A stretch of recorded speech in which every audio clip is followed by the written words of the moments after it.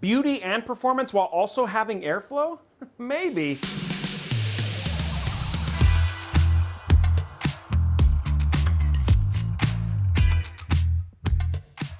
This right here is the H5 Elite.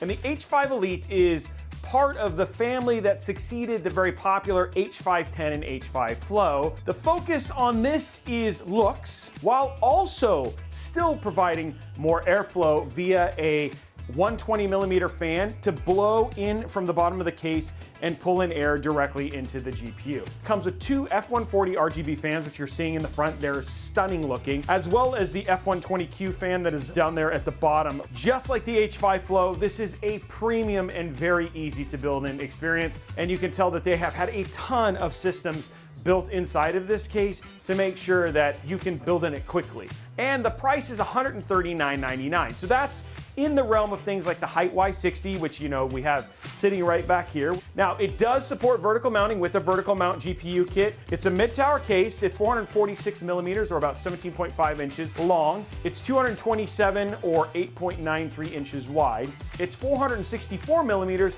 or 18.2 inches tall. So it's actually a fairly small size case. So it's more akin to something like a Corsair 4000D. It does weigh 7.01 kilograms or 15.45 pounds. For front I/O, you get 3.2 Gen 2 Type-C, and then you've got a combo headset audio jack. For the motherboard, you got support up to eATX. Just be safe, stick with ATX and lower. Finding an eATX motherboard that fits in this case is gonna be a challenge, and honestly just isn't worth the headache. You need to go to a bigger case. Now for air coolers, you can do up to 165mm. For fans, you got two 140 in the front, or you can do two 120. You can do two 120 at the top. You can do a 120 at the rear, and then of course you've got a 120 down at the bottom for GPU. For radiators, you can do up to a 280mm AIO or radiator at the front, or 240mm radiator at the top, or you can throw a 120 in the back. Let's see a cool and sexy montage, because this ended up being one of my favorite looking builds, and it just definitely deserved something really hot to show it off.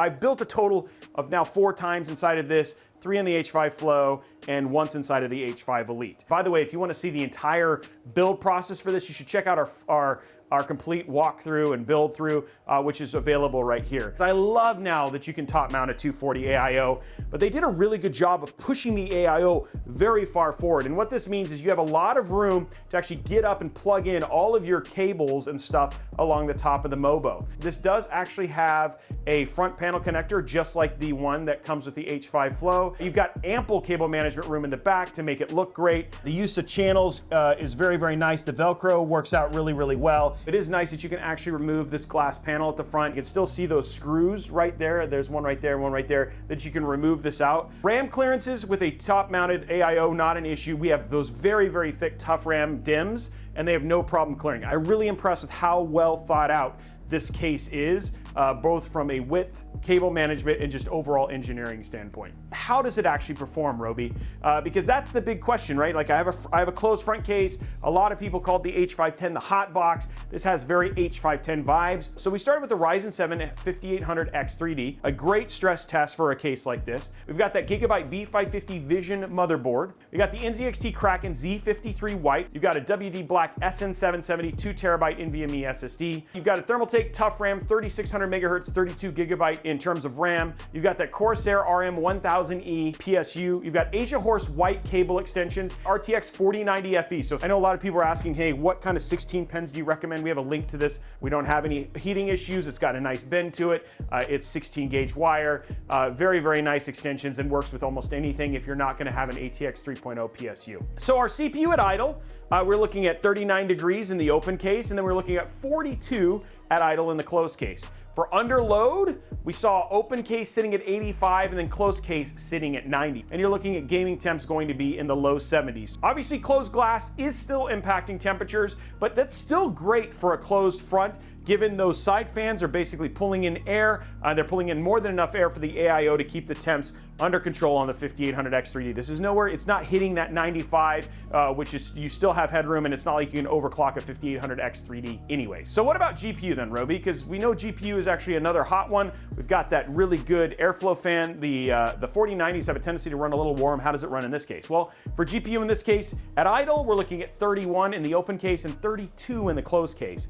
But when we throw it under load, we're looking at 61 in the open case and 63 in the closed case. So again, that fan is doing a very good job of keeping that 4090 FE well fed. At 63, you do have some room for overclocking, actually quite a bit, which is actually pretty nice. But let's be clear, there is some cost to having that closed case. Again, a 5-degree difference between open and closed is saying that. But again, not a ton, and this is a stunning looking case. The build that we have here looks incredible, it performs incredible, and all in all, it was probably one of the most liked builds that we had both on an Instagram reel and on an Instagram side, just in terms of how clean it is. And that red and white candy cane almost touch to it was fantastic. But that's what I think. I'd love to know, based on all of the information I just gave you, what you think. What are your thoughts on the H5 Elite? Are you impressed with the temps?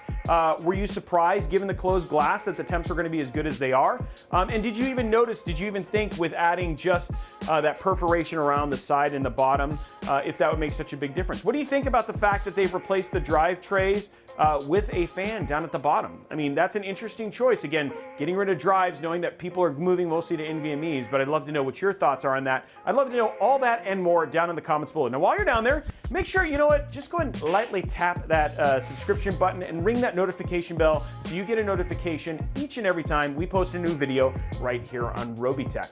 Now, if you want to see stuff like this live, remember I linked to that video that we showed you that was the whole build end-to-end live. We do this, and a lot of times we'll actually do these before we do the reviews, so you can go check those out over on our larger Big Brother channel, Robeytech Live, where we're doing live builds, and you can see this from end to end over at youtube.com/RobeytechLive or twitch.tv/RobeytechLive if you'd much rather just hang out on Twitch. Also, if you have questions about this, or you're looking at a new build, you just want to get some insight and all that stuff, then check out our Discord server, discord.gg/Robeytech. Great place to go and ask questions about these cases, ask questions about the hardware you can put into it. We have tech and PC enthusiasts that love to have these conversations, tens of thousands of them actually. And the best thing about it, you might make a friend, right? It's a great place to chat, great community. They talk about all sorts of other things. Lastly, do you know we also do a bunch of other content on other platforms? Well, you can always check that out too, like these really funny, these really funny trend videos that we do over here on TikTok, or better yet, what about these just super awesome, pretty pictures of PC builds that we do over on Instagram? We are at Robeytech absolutely everywhere, so make sure you follow us. Anyway, guys, that is it for us. I hope you enjoyed this episode, and I look forward to seeing you on the next one. Bye, guys.